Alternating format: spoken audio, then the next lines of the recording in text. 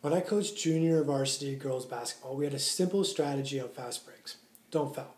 Uh, in fact, we went a little bit further, and if we were in a 2-on-1 situation where we are the one defensive player back, we would bluff towards the ball, but we would always guard the pass or the player who didn't have the ball. And that's somewhat counterintuitive because the ball is the only thing that can score.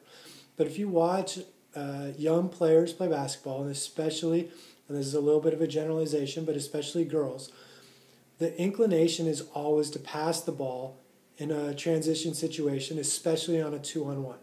For some reason, we think that on a 2-on-1 fast break, if we have the ball and we shoot, that we're being selfish. So because that tends to be the attitude of players, we simply backed off and we took away the pass, and we forced a lot of missed layups. And because we were in that passing lane, we were there with an opportunity to box out or get the rebound as well. So it put us in better rebounding position as opposed to trying to contest the shot where a rebound might go to the other team anyway. So the reason I bring this up is because I think we miss the part of intention in skill execution. So as a player's going to the basket, she has the intention to pass. That means she doesn't have the intention to shoot. And your intention directs your attention. And so if my attention is not directed towards my target, I'm not going to shoot it successfully. So I think what happens a lot when we miss layups in youth basketball, it's not necessarily a problem with our ability to make a layup from a physical standpoint or the action standpoint. I think the problem, and it isn't necessarily even the defense that causes that miss, although the defense is related to what I'm going to mention. I think a lot of times the problem is the indecisiveness or the lack of intention. So we're dribbling to the basket, we're not sure, are we going to shoot, are we going to pass, when are we going to shoot, and what type of shot are we going to take, and so we're not sure, and then at the last moment a defensive player backs away from us and we're stuck, oh, we have to shoot the ball before we travel, oh, and then we rush the shot. Our attention isn't on the basket yet, our attention is still kind of internal into that kind of decision-making process, and should I pass, should I shoot, what kind of shot should I take, and we haven't directed it towards the rim or towards the backboard, whatever whatever is going to be our shooting target, and consequently we miss. We rush the shot a little bit, not in terms of pure speed, but in terms of rushing our intention and our attention. Okay, so the shot may not be actually attempted with any more speed than a regular layup, but because we hadn't yet put our attention in the right direction, and we hadn't had that intention early, it's actually a rush shot. So along these lines, one of the big theories in motor learning is the idea of quiet eye from Dr. Joanne Vickers in Canada. And so one of the things that she has found is that players who are more successful in a variety of sports tend to fixate slightly longer on their target before they attempt the shot, let's say.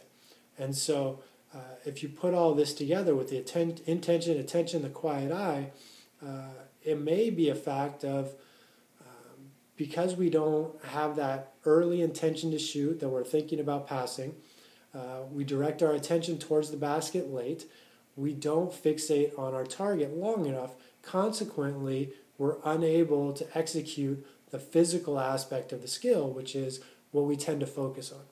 And so typically when we miss a layup, lots of times coaches just put their heads down because they're frustrated that we can miss such an easy shot, even though there could be some complexity involved with that shot depending on the situation. It might be easy because it's fully within the capability of that player to make a layup. You wouldn't expect an NBA player, for instance, to make a layup or to miss a layup. But because the complexity of the situation, rotating defensive players, potential passing options, there may be some complexity involved. So it might not be the simple shot or the easy shot that we see when we simply see somebody shooting close to the basket. Then the second part, coaches will tend to fixate their feedback on some part of the shot. So shoot the ball higher, use the glass, shoot it softer, maybe jump off the left foot, not the right foot, especially if it's Jeff Van Gundy or Chris Webber who's talking about it. Something like this where our focus as coaches is on the physical mistake or the perception that there is a physical mistake. Whereas I'm saying that we might need to consider the perceptual part and what happens before the physical action.